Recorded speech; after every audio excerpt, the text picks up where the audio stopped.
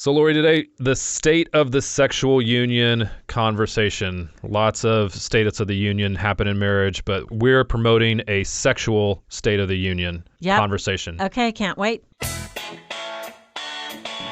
Hello again, and welcome to Foreplay Radio Sex Therapy. I'm your host, certified sex therapist Laurie Watson, author of Wanting Sex Again, and blogger at Psychology Today and WebMD. And I have with me Dr. Adam Mathews, my co-host, who's a couples therapist, psychotherapist, and president of NCAMFT.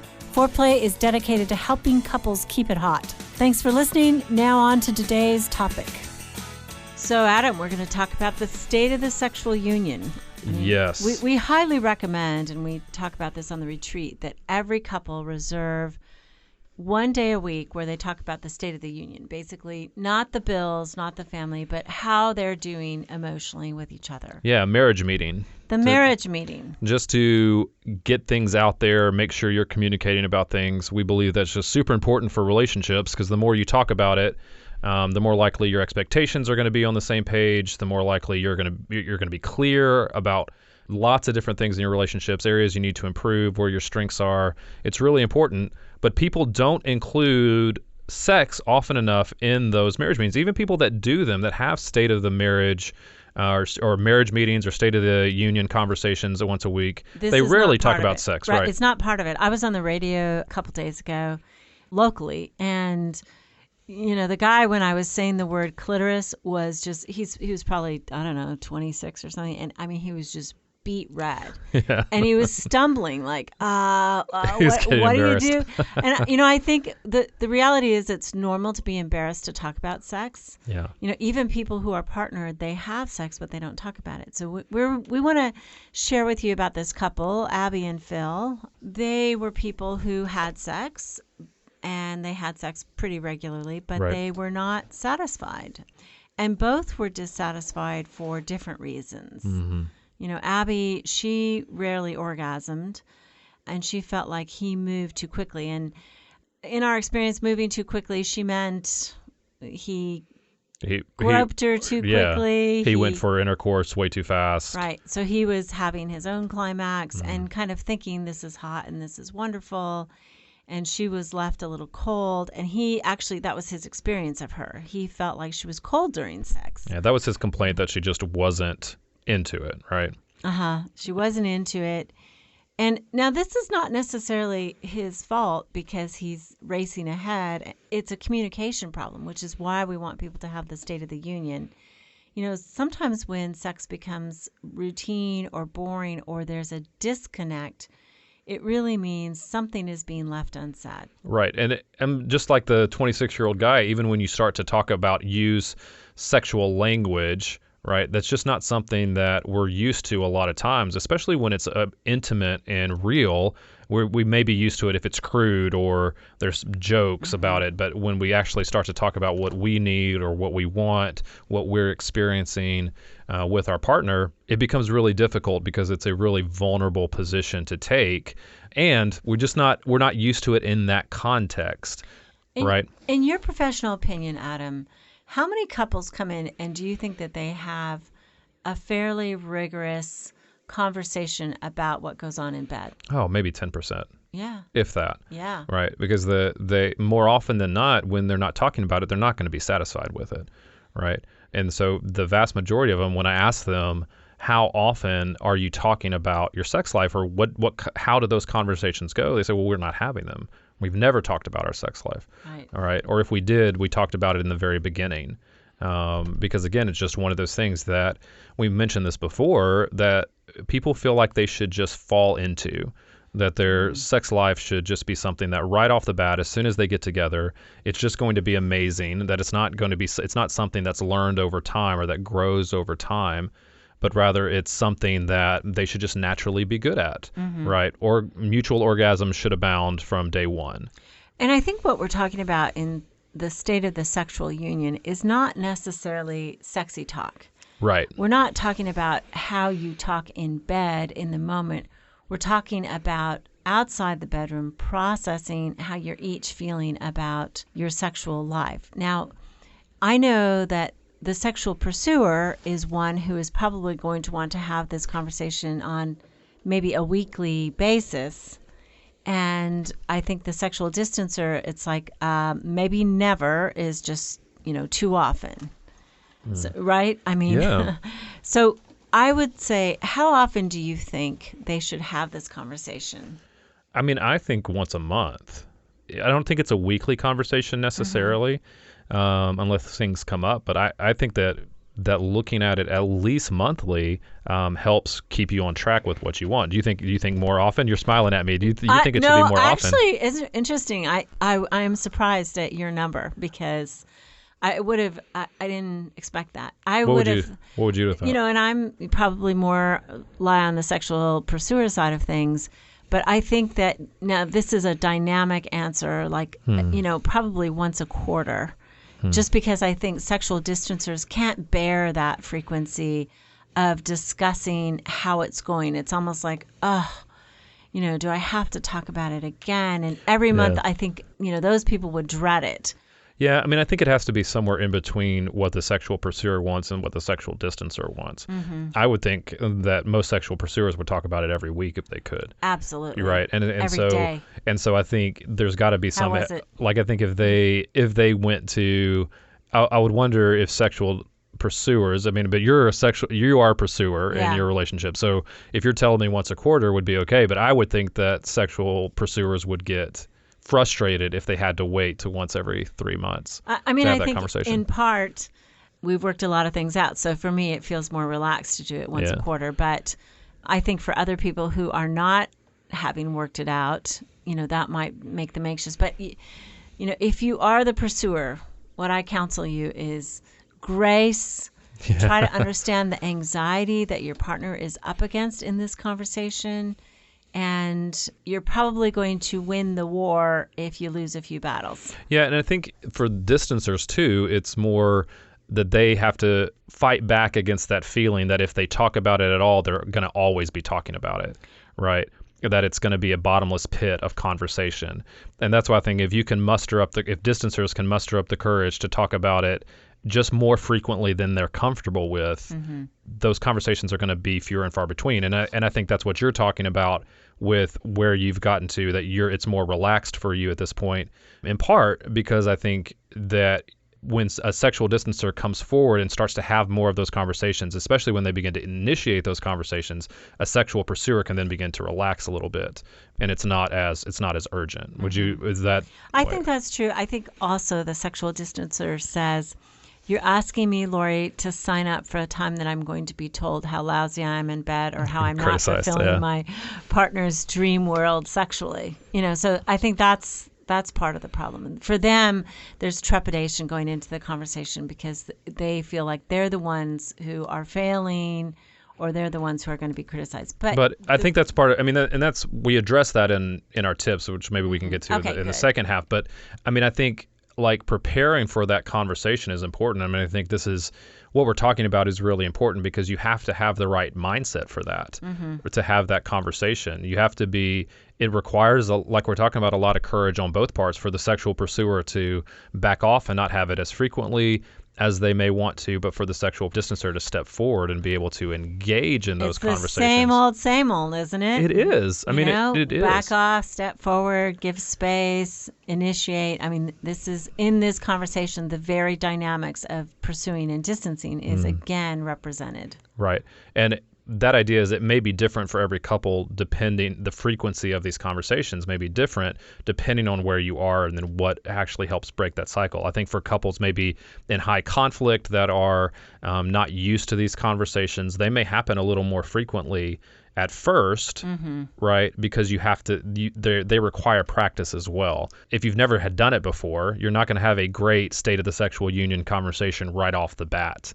Right. And there's going to be bumps and difficulties. You may leave that conversation feeling not great at first because you're not used to having it. So the likelihood, and that's what I feel like sometimes it's hard to get my couples to understand because we're not talking about a silver bullet here. Just because you start to have these conversations doesn't mean that everything is going to be fixed. You're going to leave some of these conversations with your feelings hurt. It's going to happen, or it's not going to feel good at first, but because these conversations require some practice. They require some figuring out about what's the best way to have these conversations, how you approach them with tact, how you don't step on each other's toes, how you don't feel criticized in those moments. Those things are going to unfold and get better as the more that you have them, which may require at first having them more frequently than maybe as your relationship grows and gets better. Yeah, that sounds great. So any tips, Adam, just to tell people when would be the right time to talk about these problems? Well, I think when we look at them, we've talked about this a lot, and just the one to start us off is to not have conversations about sexual problems in your bedroom, right? Or when you're going to bed, right? And we say this a lot, but we can't, I don't know that we can really overstate it, is that the bedroom should be reserved for sex and sleeping, like, or relaxing. Like the bedroom really should be a sacred place. We don't want to anchor it to conflict. We Yes. don't want people to have associations in their body or in their minds of, okay, now we're behind closed doors and my partner's going to pounce on me with criticism. Right. We want to separate out the difficult conversations from the sacred space of the bedroom. Yeah. And even at bedtime, there's so many people talking about, like, one partner is falling asleep and the other partner is trying to engage them in a deep and meaningful conversation at midnight, right? You do that all the My time? husband, I mean, his head hits the pillow, boom, he's out. Yes. He'll say something like, why don't we go up to bed and watch the TV or talk or, something. And I'm like, you mean go to sleep? Because as soon as he is in that bedroom, he's out. Yes. My wife sometimes says, I'm going to get ready for bed. And what she means is she is going to bed. But that's what that means. And if we try to have those conversations at midnight as in my comfy clothes under the covers ready to hit the hay, like that, they're never going to go well, right? They're always going to be either she's going to feel like I'm not attentive enough, or I'm not engaged enough, or I'm going to feel like she's too critical or trying to like ambush me. Like those, it's just never a good time to have those conversations. Right. And also don't talk about it right after having sex. Oh, yeah. Right, because, how terrible is that? Suddenly then you feel very vulnerable and exposed. So you don't want to do that. Yeah, I had someone tell me that that was the time where the partner like they're both still naked from having sex, and that's the time where they decided to bring up all their sexual issues, right? And it's so like you said, it's exposing, but it's such a vulnerable position to be in, to be naked and to be trying to have these conversations, which is just super difficult. Very difficult. Although I had a girlfriend who was with a guy and, he was asking her all sorts of questions about what she liked, yada, yada. And she's like, that would be a conversation with a glass of wine in a bathtub and bubbles. And that might be better. Something which that was a sexy thing to do. Yeah. But it's not right after. Yeah, you've done the thing that you now want to complain about. Right. But I think the other thing too is just not to blindside your partner, right? Like this is not a conversation you want to spring on somebody. It's not a surprise. It's not something you're going out on a date night, and over dinner you pour the wine, and the next thing you know is these are all the things that are wrong with our sex life, right? It needs to be something that you both know that you want to have the conversation, setting it up to say, hey, I want to have this conversation. When's a good time to have it? I want to talk about it. I know that it's sensitive, so I want to have it in a good way. When's a good time to have it?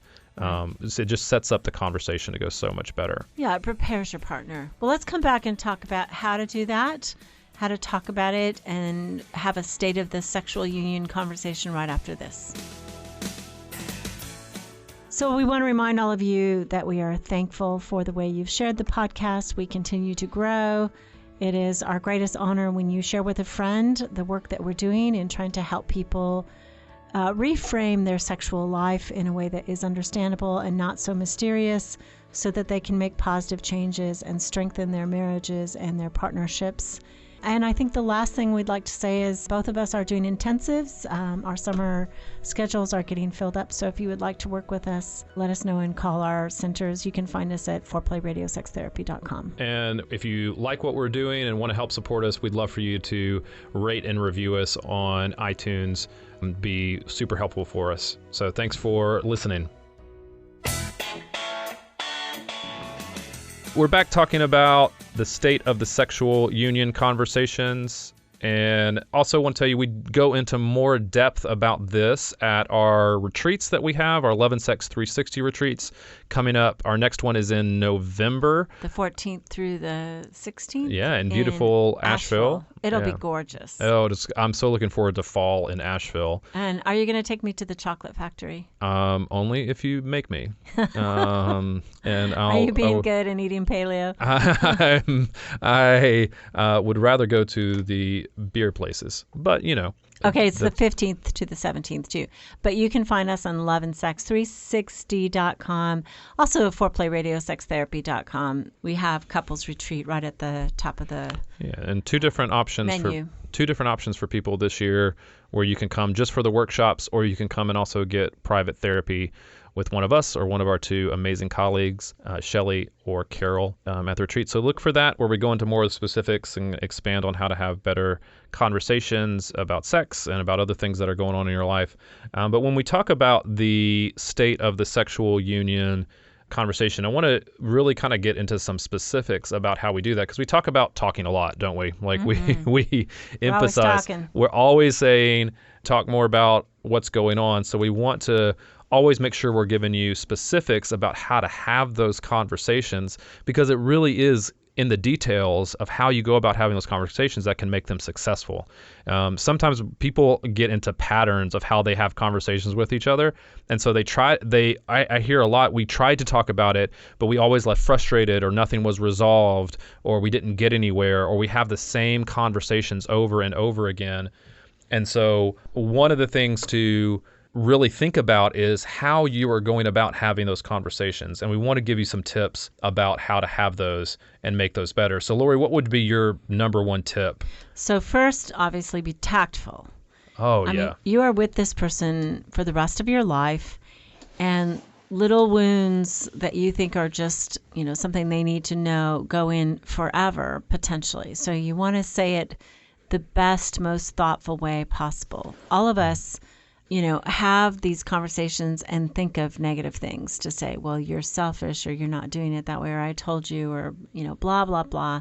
Don't do that. Start with a positive. Reframe the way you're going to say it as positively, as tactfully as possible. So how would you think Abby would go about talking about something so sensitive as that she rarely has orgasms, or that she feels like he goes too fast? How would she say that tactfully? Yeah, and first of all, Abby may be faking it, right? Abby may have been, faking it all along. And so, she's anxious about telling him that she actually needs more stimulation or something to have an orgasm. So I would say to Abby, first of all, sexual distancers have their own, issues. They have their own complaints. They have their own desires, but they often whisper it more than shout it.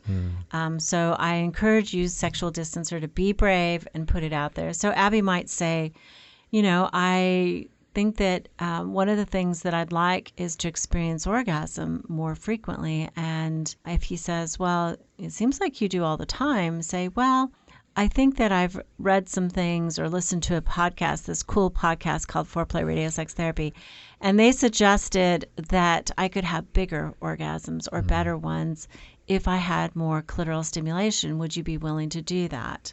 So it's a really soft way of saying, this is what I need, not necessarily this true confession, I've lied to you, because a lot of partners feel like, what? You haven't told me, and this is a real bind. Oftentimes the woman partner doesn't tell the male partner because she's afraid of hurting his ego. Yeah. And then when she does, he's angry, like, you didn't even tell me, this has been a whole lie. And so it's kind of a double bind. She lives in this place, and so we can never get better. So I say, let's just start with, I can have something better. Yeah. And go from there. Yeah. I think in that she can own her part, and he can too.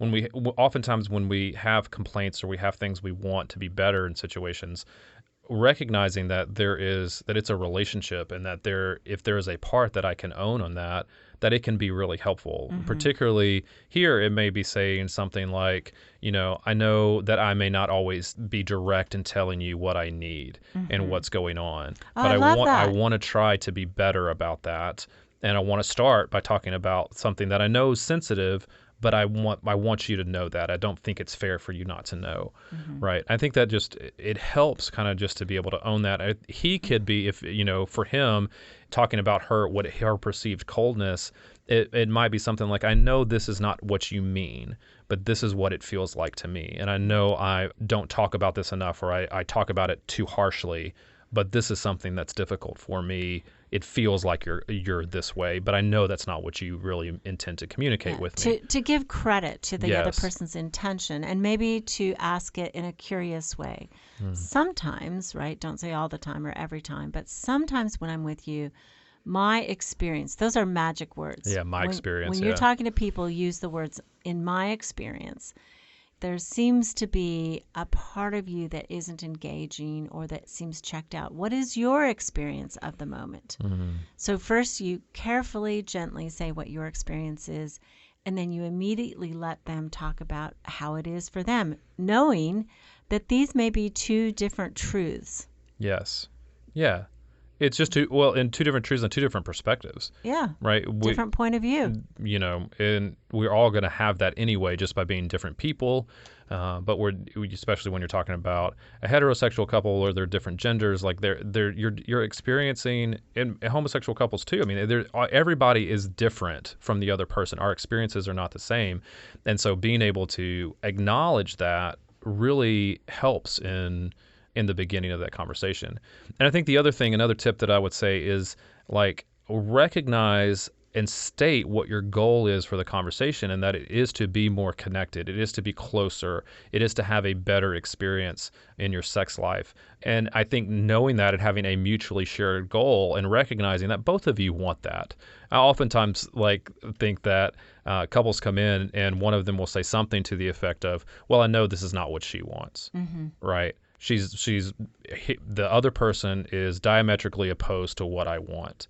When you get to the bottom of it, though, that's not always true. At the core, we all want better sex in our relationships. We all want to be closer. We all want to be more connected in our relationships. And being able to state that is vitally important, I think. To a shared to a good conversation, to know that we are both working towards shared goals. We're not in competition with each other. We're both working to have a better relationship, and that kind of just softens the start to that conversation. It starts it off where we're on the same page. We're a team.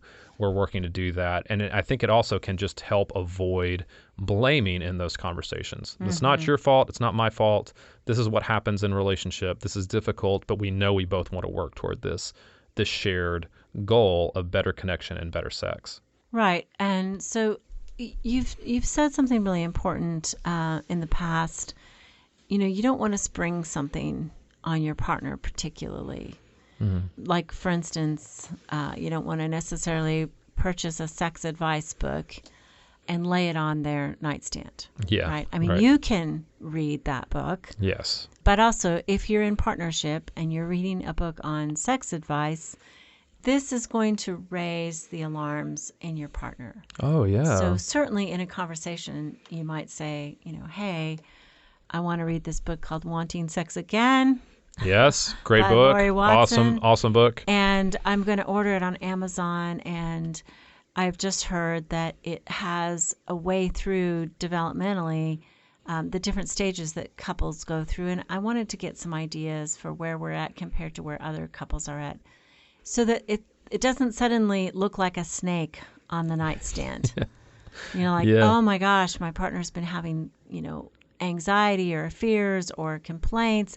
I didn't know about it, and then suddenly it's there. Yeah, I mean, because it's especially if you've never talked about it before. If you've never talked about the problems that you're having in a relationship, our minds go to these disastrous and catastrophic places when we see items like that, right? And so that's part of why that conversation needs to happen, of just saying, hey, this is something I want to explore together. What do you think about reading this book together? Right? Or I'm going to read this book. I just wanted heads up. This is where, but if you'd like to read it with me, I'd love for you to. Like anything like that is just more inviting, and it's more connecting to know that this is something we want to do together, which I think is important. And then you've written about in the past some basic conversations to have that I don't want to avoid either, because oftentimes we make things more complicated than they have to be. And so you talk about the basics that you need to have, of conversations that you need to have that oftentimes can solve some problems in relationships very quickly, right? Sure. I mean, that's the who, what, when, where conversation. Right. So what time of day do you feel most sexual? When I was first married, my husband and I were a little out of sync. And I did not like morning sex at that point. Now I'm much older and really like morning sex because I have the most energy. I really liked evening sex, and my husband was a morning guy, of course. And, I realized that I peaked sexually at 10 a.m. in the morning. I'd had coffee. Actually, I wasn't drinking coffee then. I'd had Diet Coke. I had, breakfast. I was at work. I was dressed. I was showered. I felt sort of more awake. And I would call him and I might be like, hey, but it was 10 a.m., right? We couldn't be together. But knowing that meant that I could, at least on the weekends, know that, okay, I need to get up, I need to shower, I need to be awake, and then we can, kind of go back to bed. And so that's important. And who does the seduction? Is it reserved for one gender?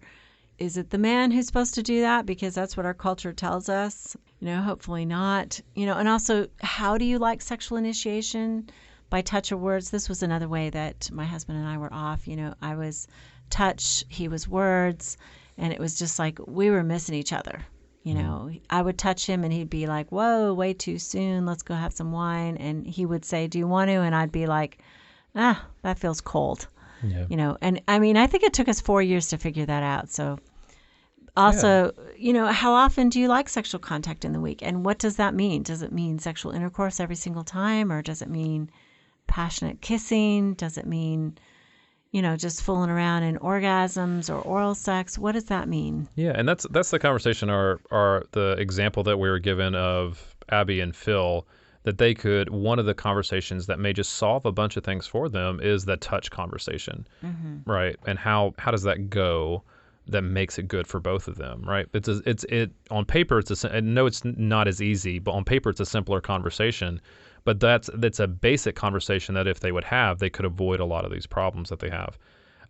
Last tip for you, just in these types of conversations, it applies to everyone, but especially here. Realize that you may have to have more than one conversation. It's not just, don't try to solve everything in one conversation, because it's just going to feel overwhelming. Rather, solve one thing at a time. Pick one topic, one area of concern in your sex life that you want to talk about to try to come to a solution there for right. that. And if it's a quarterly thing, know that there are going to be threads that are not sewed up. This is not going to be all done. You're going to talk about it in a quarter, and people think, well, I got to keep talking, and that exhausts you. Oh, yeah. It wears you out. Minor points at a time. If you get through 4 minor points in a year, you're doing good. You are. It's the small steps that are going to eventually win. In 4 years, you've gotten through 16 points. That's a lot. And a lot of people fight about it instead and don't get anywhere. Yeah. And I think taking turns here, so for like our couple, you're not talking about her feeling like he moves too quickly and his feeling of her being cold during sex. Like you're talking about both of those things. You're not going to make any progress because you're just going to go back and forth on both of those issues. So taking turns here and saying, let's talk about this one thing and see if we can make some progress there is going to be much more helpful than trying to address all of the concerns all at one time. Right. And less toxic words, again, as to repeat, rather than you feel cold in bed. Yes. I'm feeling a disconnect from you in bed. Sometimes you seem absent from what's happening. Can you help me understand what's going on for you? Okay, so thanks y'all for listening so much. loveandsex360.com for the retreat. And you know what? It's more powerful to us a millionfold if you subscribe to us, and also if you tell a friend about what you're learning. Thanks so much. You can now call in your questions to the Foreplay question voicemail. Dial 833-MY-4PLAY. That's 833, the number 4, play. And we'll use the questions for our mailbag episodes. Hey, help us stay on top here at Foreplay. We'd love it if you would subscribe and share it with your friends. And please take 1 sec and rate and review us. Thanks so much. All content is for entertainment purposes only and should not be considered as a substitute for therapy by a licensed